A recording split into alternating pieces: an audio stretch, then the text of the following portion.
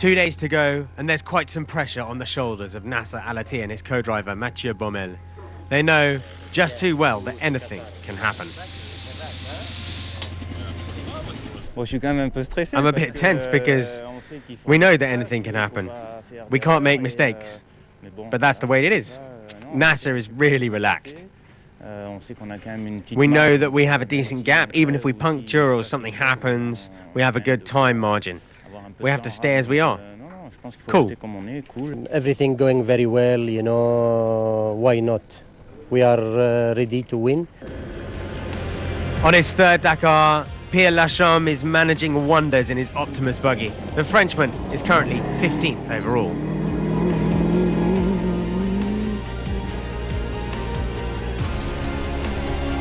The best two-wheel drive buggy last year, Patrick Sirayol, will have to settle for second spot in the class. The man in command of the two-wheel drive class is actually Ronan Chabot, in the last of the SMG buggies still in the Dakar. He's 10th overall.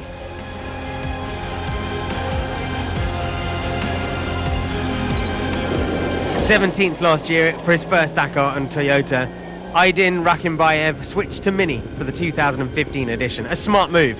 The driver from Kazakhstan is currently 9th. The winner of his very first stage on a Dakar in Chile, Vladimir Vasiliev, was seconds away from a second stage success, but 30 seconds precisely. The good news, however, came from the fact that the Russian climbs to 5th overall. It's been a great Dakar so far for Christian Lavielle. The Frenchman adapted perfectly to his new Toyota Hilux. Twice 8th in 2011 and 2014, the former bike rider will probably have regrets today, losing 12 minutes due to a driving mistake. He dropped down to 6th overall.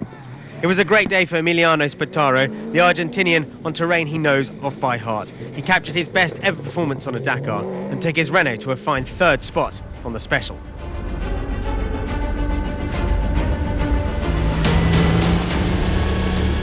Despite driving a two-wheel drive Peugeot on the narrow and twisty path, Stefan Peterhansel managed an excellent special today. 7th is proof that when the car will be more reliable, the Frenchman can rapidly hope for an overall glory. 2nd in the last 2 stages, Orlando Terranova finally got things right today.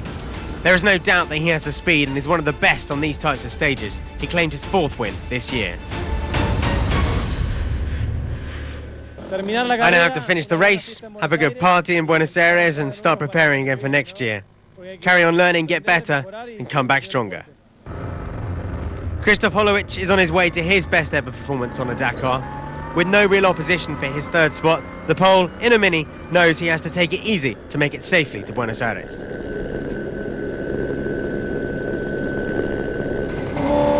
Giniel de Villiers seemed to be content with his 2nd spot overall. The South African knew that unless Al-Attiyah had a major problem, he wouldn't gain much time on the rally-type tracks of the day.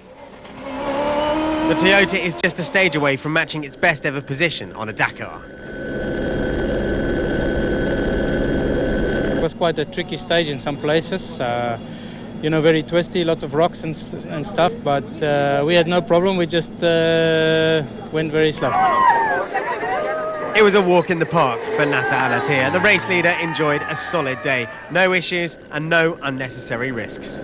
But clearly, the Qatari doesn't know how to drive slowly. He gained even more time on his closest rival, Giniel de Villiers.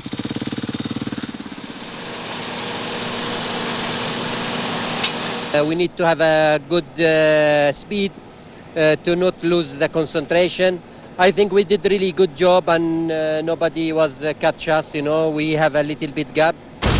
Once again, the win on Argentinian soil goes to Orlando Terranova ahead of Vasiliev and Emiliano Spataro. A great result for him. Al-Attiyah in 4th ahead of Bernard Ten Brink, who's still holding on there in 5th on the stage. But he's dropped out of the top 5 overall, which is headed once more by Nasser Al-Attiyah on his way to glory. There is a bug that has been scrambling its way through the Dakar. The beetle-bodied buggy of Stéphane Aura was a car built to race, and race fast. Slow down, Stefan. Stefan, we gain nothing in time, but we run the risk of landing hard.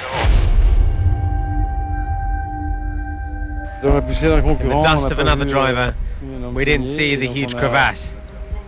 We hit it hard and broke the wheel hub support on the front right. With the sun beating down, the Belgian pair thought up a plan to get their car moving.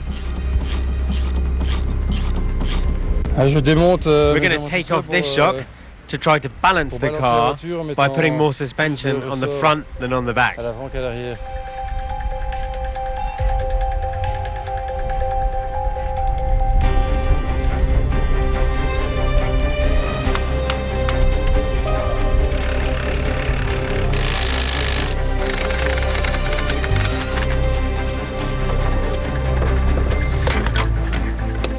For traction in the dunes, we need weight on the back of the car.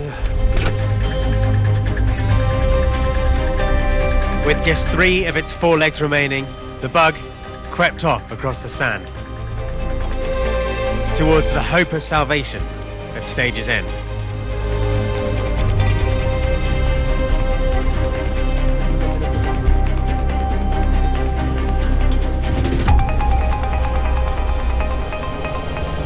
But it was not to be. The hand-built special would end its adventure on stage 9.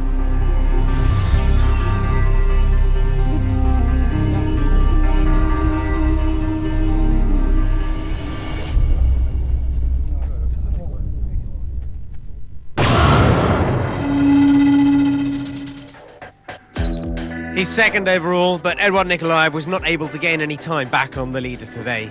He finished 8th on stage 12 and lost 1 minute 30 to the overall leader.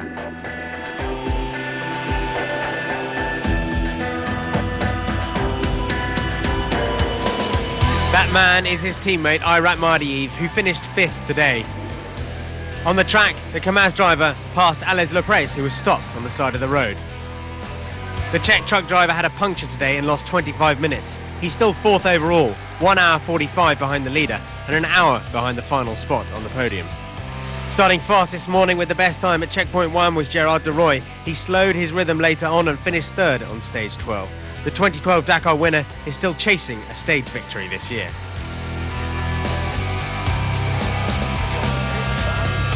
"12 years after his first Dakar in a car and after a podium in the truck class in 2010, Marcel Van Vliet is one of the most experienced drivers on the rally.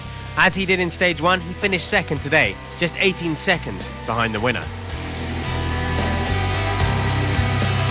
And that winner was Hans Stacey. He brought Iveco back to the top. The Dutch driver won his 3rd stage on this Dakar and is 6th overall, the best of the Iveco trucks.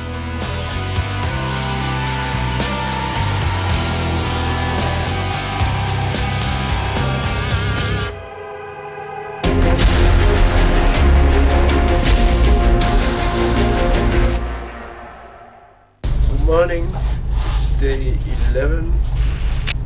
I feel really tired after this night, and it's cold.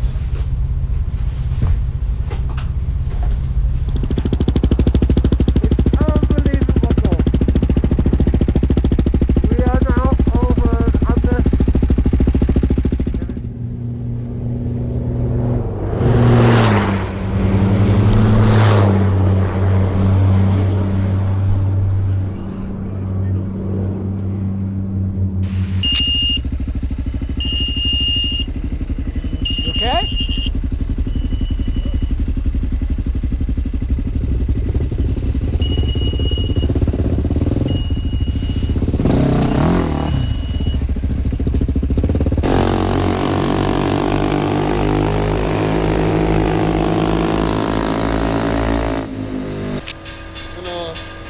Hi my friends. On the day of the Paso de Gama, I went out because I had hypothermia and fever. I didn't digest the food very well. And it's a pity because I was riding really well, physically too. Going out like this, I don't like it. I couldn't achieve my dream this year and I'm still a bit dizzy. But you'll see me next year.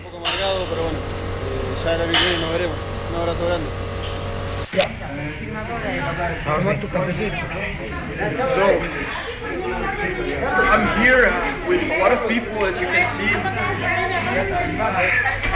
I got lost in the middle of the trail and we came to the road. and it's freezing cold outside, and we cross very deep rivers. And all these people here, this is the owner of the house, they gave me coffee, and that saved my life.